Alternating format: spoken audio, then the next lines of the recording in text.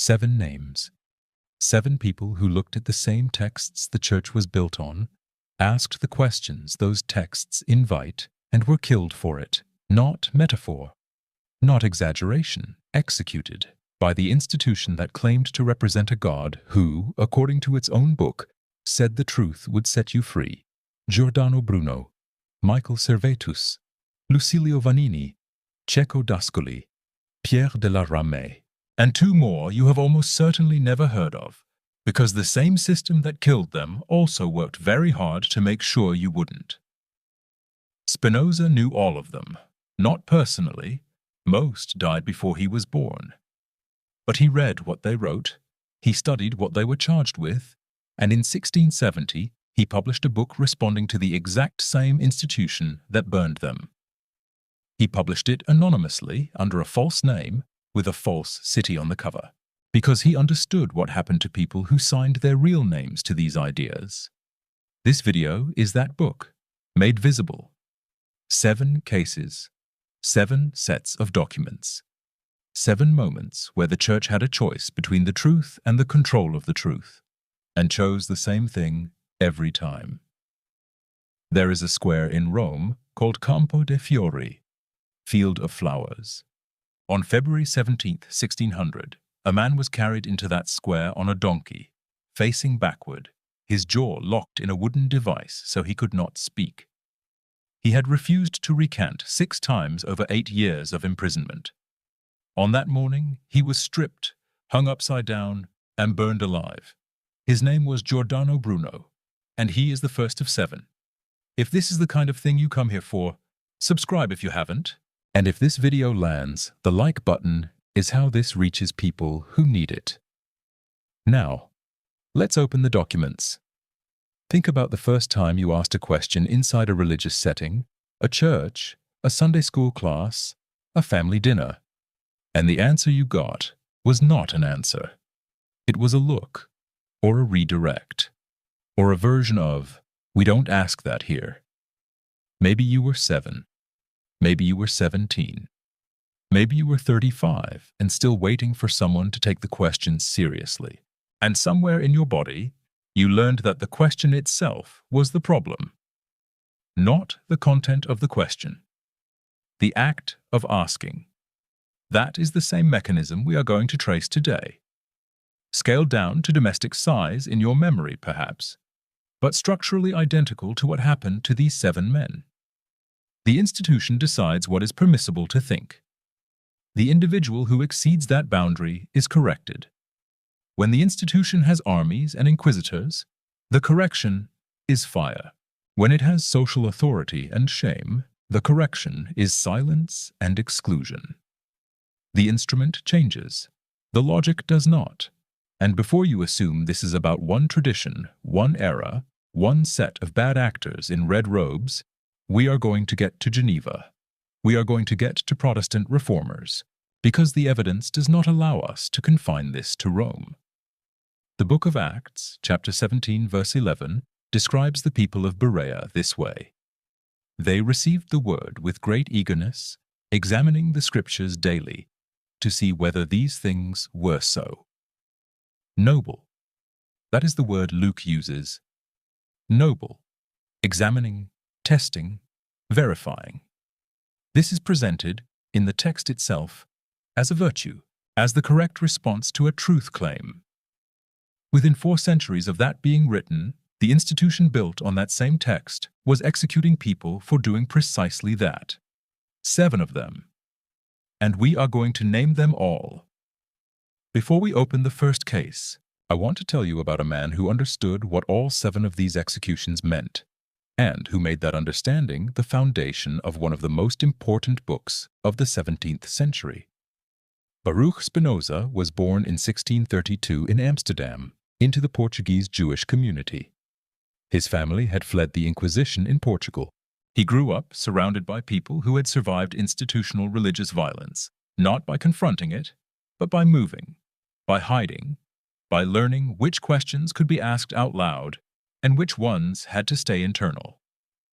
He knew what the church did to people who thought the wrong things, not as a historical abstraction, as family memory.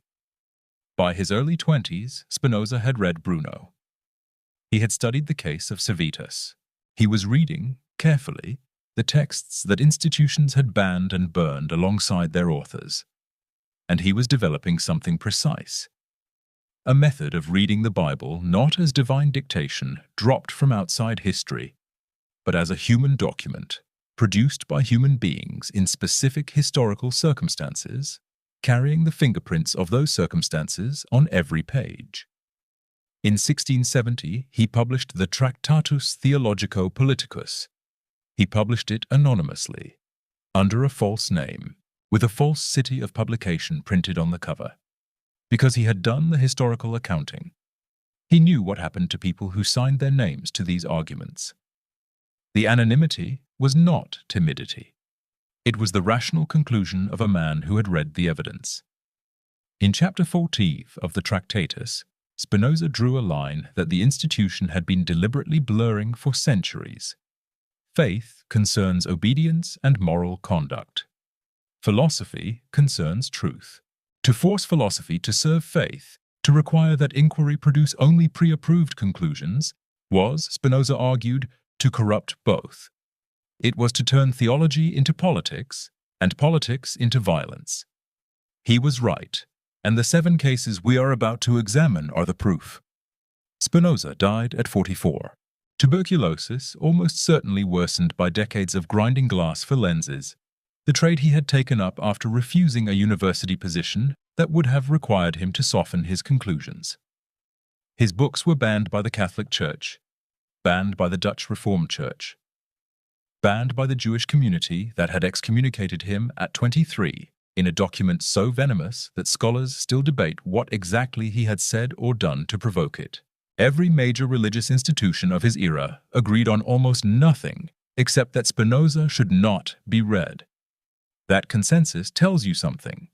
We are going to let it tell you what. The first case: Giordano Bruno, Dominican friar, philosopher, mathematician, born in Nola, in the Kingdom of Naples, around 1548. Bruno was not a casual thinker with unusual opinions. He was a trained theologian who had spent years inside the very institution that would eventually kill him. He knew the texts. He knew the arguments. He knew exactly what he was saying and what it would cost. His position on the cosmos was not an idle speculation. It was a worked philosophical argument. If God is infinite, and if an infinite being acts in accordance with its nature, then creation itself must be infinite. A finite geocentric universe, one small sphere at the center of everything, specially made for one species, was not, Bruno argued, a conclusion the Bible required. It was a conclusion the institution had imposed on the Bible for its own structural reasons. Remove the institutional filter, read the text carefully, follow the logic, and the infinite universe followed. The Inquisition arrested Bruno in 1592. The formal charges preserved in surviving documents are theological, not cosmological, holding opinions contrary to the Catholic faith, denying the divinity of Christ, questioning the Trinity, denying the virginal birth.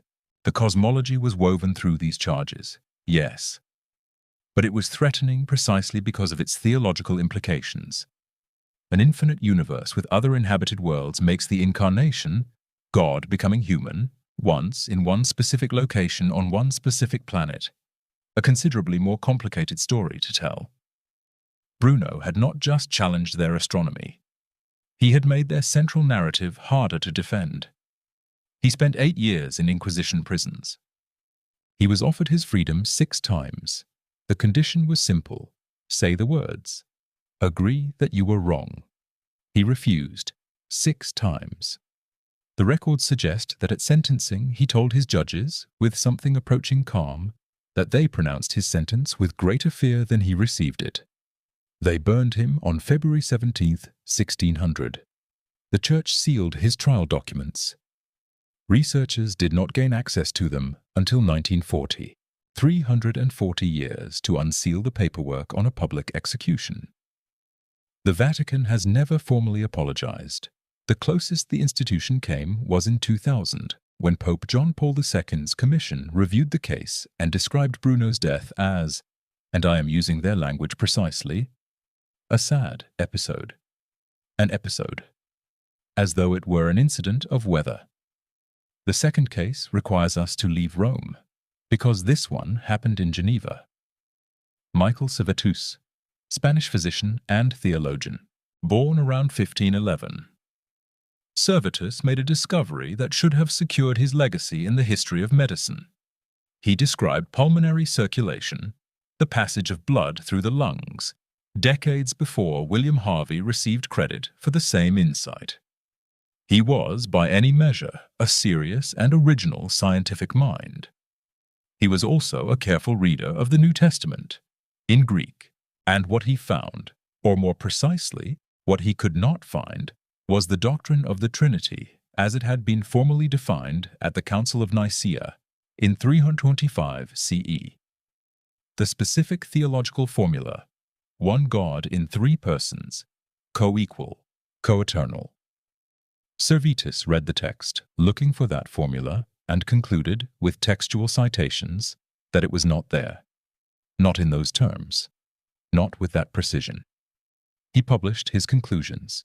He also made a decision that, in retrospect, requires no explanation but some acknowledgement. He began corresponding with John Calvin. Calvin, at this point, the dominant theological authority of the Protestant Reformation in Geneva. Calvin warned Servetus, in a letter that still exists, that if Servetus ever came to Geneva, he would not leave alive. Servetus came to Geneva in August of 1553. He was recognized at a church service. Some accounts suggest he was identified and reported directly to Calvin's allies. Arrested, tried, and burned at the stake on October 27, 1553.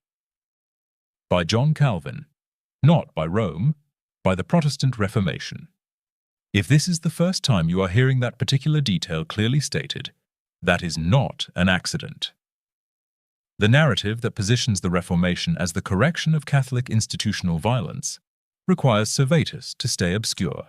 He doesn't stay obscure when you read the primary sources. Calvin did express discomfort on the record about the manner of execution, burning rather than beheading. He argued for the more merciful method. His discomfort was about instrument, not principle. The principle, that the institution has the right and obligation to execute those who read the text differently, Calvin did not dispute.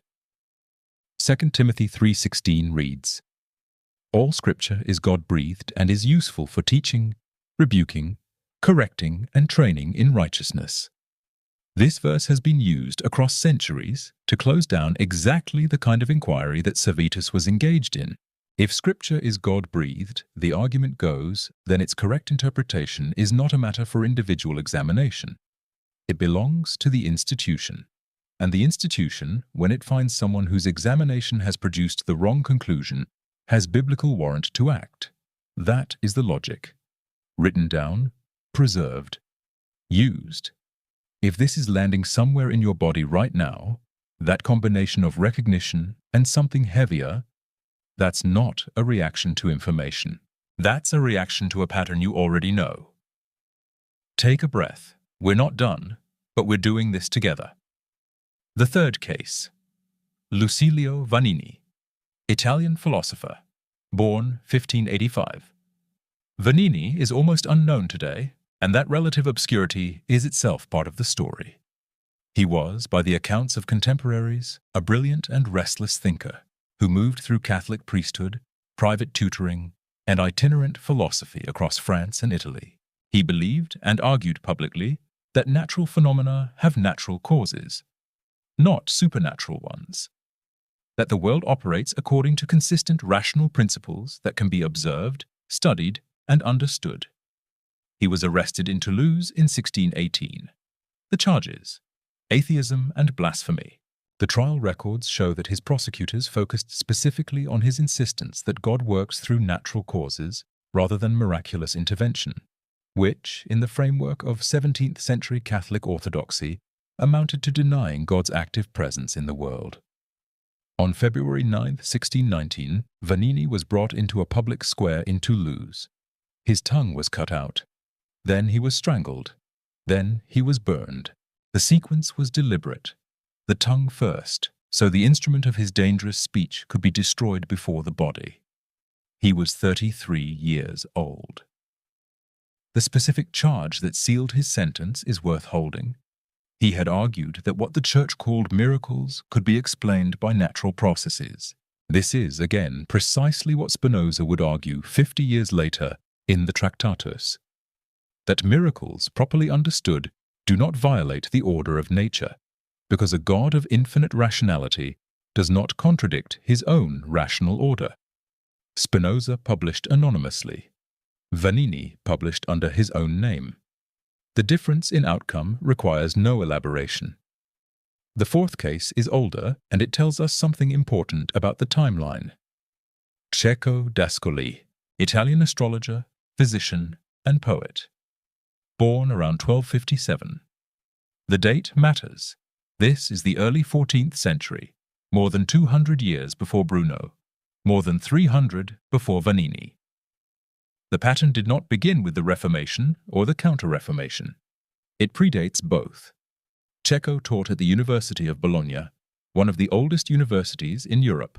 He wrote extensively on astrology and natural philosophy, and his central argument was that celestial and natural phenomena operate according to consistent laws. That the position of planets influences events on Earth not through miraculous divine intervention, but through natural causal mechanisms. That the world, in other words, is legible, rational, consistent. He was tried by the Inquisition in Florence. The charge was heresy. On September 16, 1327, he was burned alive. He was in his 70s.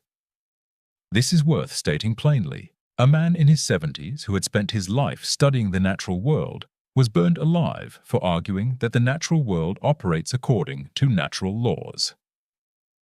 The specific biblical warrant invoked in cases like Cecco's returns repeatedly to passages like Exodus 22:18. You shall not allow a sorceress to live, and to broader arguments that attributing power to natural forces rather than to God's direct will constitutes a form of idolatry. The reasoning, followed consistently, makes any serious natural philosophy dangerous. Not because nature is dangerous, because a legible natural world is one that doesn't require the institution as interpreter. The fifth case is the one you likely know, but probably not the way it actually happened. Galileo Galilei did not die at the hands of the Inquisition.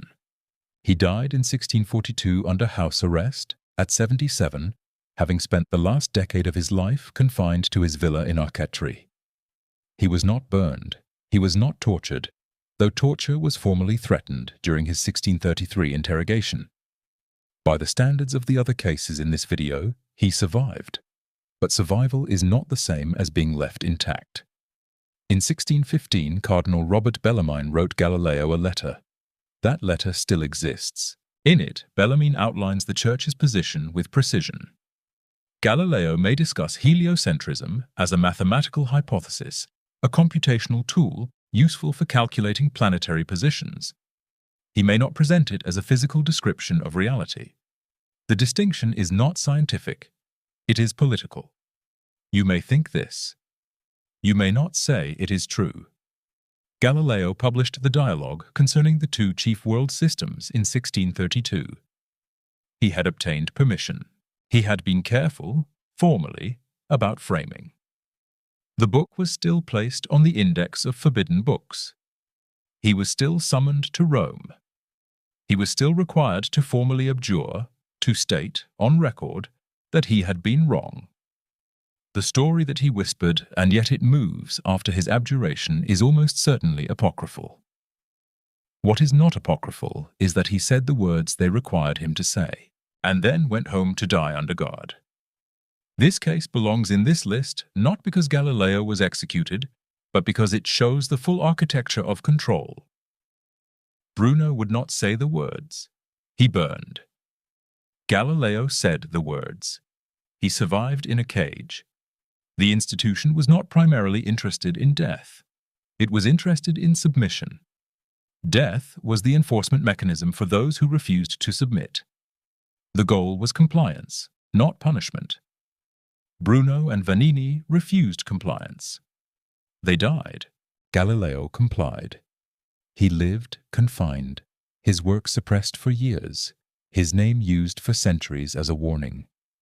Leviticus 24:16 reads, "Anyone who blasphemes the name of the Lord is to be put to death." The institution had that text. It had the infrastructure to act on it. And it made calculated decisions about when to use which instrument. The sixth case brings us back to a name most people have never encountered. Pierre de la Ramée, known in Latin as Petrus Ramus, French philosopher and mathematician, born 1515. Ramus was, by the mid-16th century, one of the most widely read academic authors in Europe. His logic textbooks were used in universities across France, Germany, England, and the Netherlands. He was a reformer of Aristotelian logic, an advocate for plain language in philosophy, and, after his conversion, a Protestant. He did not die before an Inquisition tribunal. He did not die in a public execution square. He died on August 26, 1572, in Paris, during the St. Bartholomew's Day massacre, the coordinated killing of French Protestant Huguenots that began on that date and continued for weeks across France. Historians estimate between 5,000 and 30,000 deaths. Ramus was pulled from his study, thrown from a window, and killed in the street. His manuscripts were thrown into the Seine. The massacre had political dimensions. It was not purely a church operation, but it was blessed by Rome. Pope Gregory XIII celebrated it. He commissioned a fresco commemorating it. He ordered a medal struck to mark the occasion. Ramus was not executed for a specific heresy. He was killed in a wave of religiously sanctioned mass murder that the highest levels of the institutional church publicly celebrated. Andrew Dixon White, the historian and co-founder of Cornell University, documented this pattern exhaustively in his 1896 work, A History of the Warfare of Science with Theology in Christendom. White was not an atheist making a polemical argument. He was an Episcopalian who believed sincerely that the church and science should be allies, and who found, in the historical record, evidence of systematic institutional violence against the people who made scientific and philosophical progress possible. His documentation of the Ramus case, alongside Bruno, Vanini, and Galileo, was careful, sourced, and devastating. The seventh case is not a single name. The seventh case is the pattern itself. Bruno, Servetus, Vanini, Cecco d'Ascoli, Galileo, Ramus. These are the cases that left enough documentation to be traceable. They are the ones whose trials produced records, whose executions were public enough to be witnessed, whose names were prominent enough that the erasure was incomplete. For every one of these, there are people we will never know. Scholars who burned with their manuscripts. Teachers whose students never published what they learned. Physicians whose anatomical work disappeared into the same fires that took their bodies. The Inquisition's own records, partially opened by the Vatican in 1998, document thousands of trials across the 16th and 17th centuries.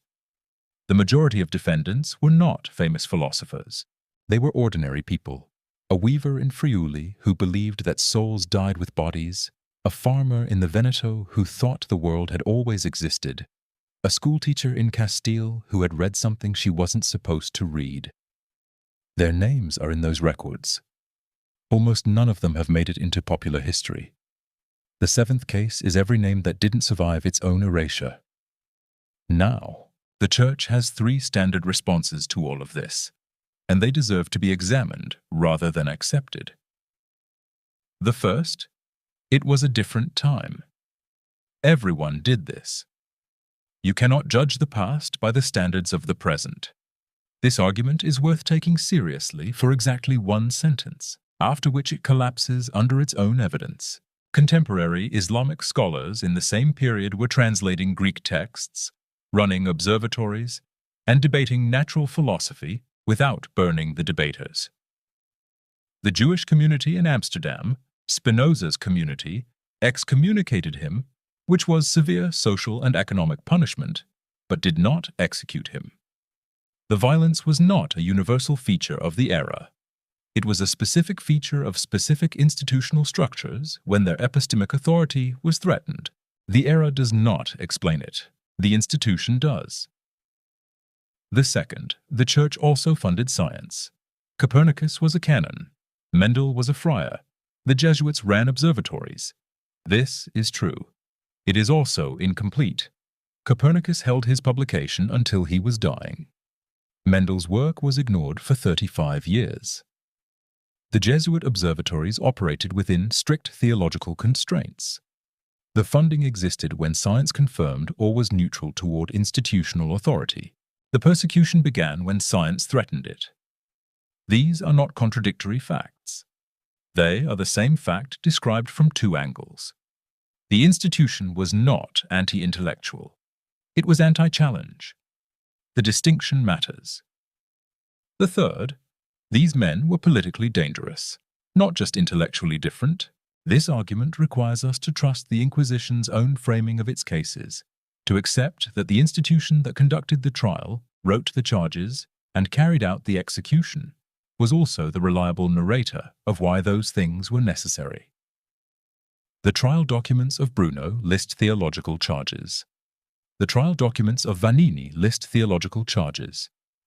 To argue they were really political is to substitute a modern apologetic interpretation for the primary sources. The documents say what they say. What these 7 cases have in common is simpler than any of those responses allows. The institution held a monopoly on legitimate interpretation. These 7 men, and the nameless hundreds behind them, produced interpretations that the institution had not authorized.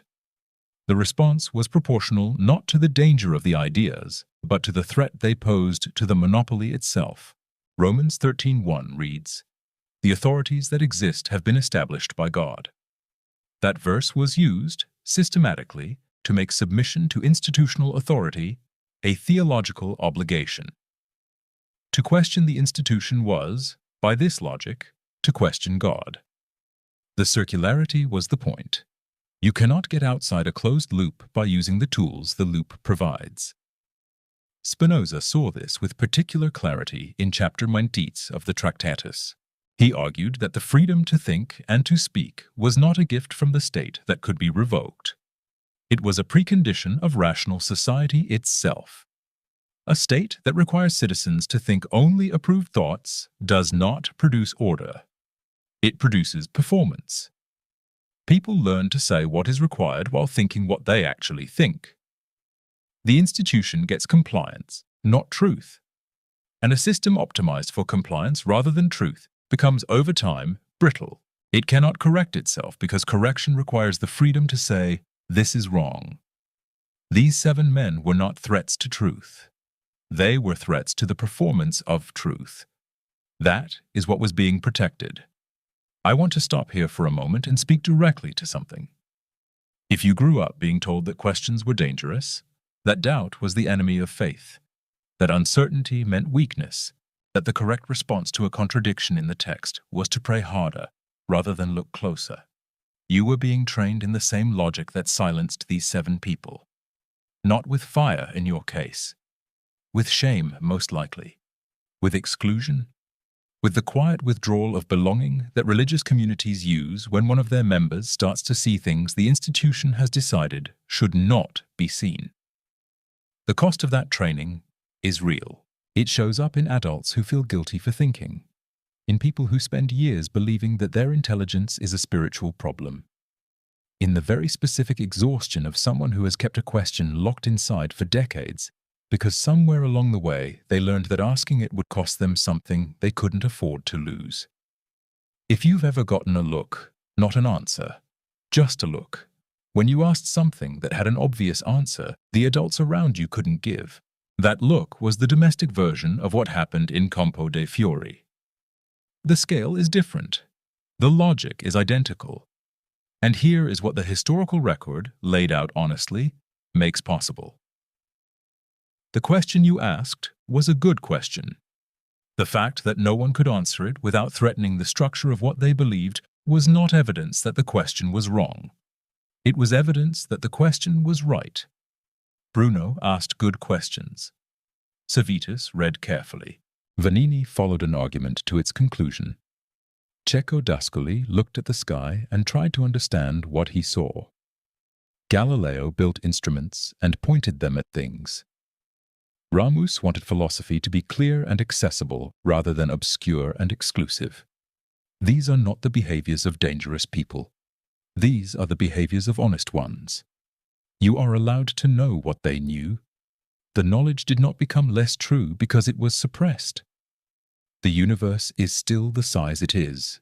Blood still moves through the lungs the way Servetus described.